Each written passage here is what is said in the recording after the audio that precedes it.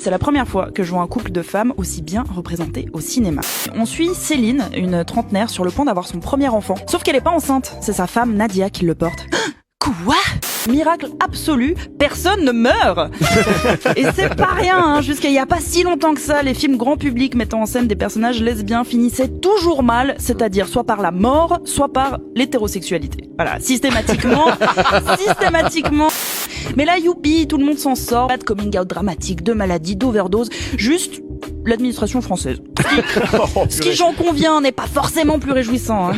Enfin, on ne passe plus la moitié du film à se demander mais qui fait ça ? J'ai mentionné La vie d'Adèle, qu'on cite souvent comme étant le film queer par excellence. Mais attention, spoiler, à la fin, elle trompe sa copine avec un homme.